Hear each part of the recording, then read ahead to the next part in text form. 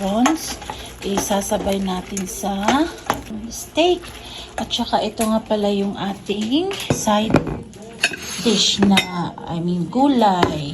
Yung steak and then yung shrimp. Tapos na yung ating steak. So, yan. Magte-taste test na tayo. Ayan. Ito yung sa akin. At saka ito naman yung kay hubby. Ayan. Taste test na natin, ha? There you go, guys. Tikman muna natin itong steak. Ito ay niluto ni ating hubby. Ito ay, taba yan pala. Taba yan. Gusto kasi yung may taba-taba. I requested to him that put a little bit fat. You see it? Wow, this is medium rare. Let's try it.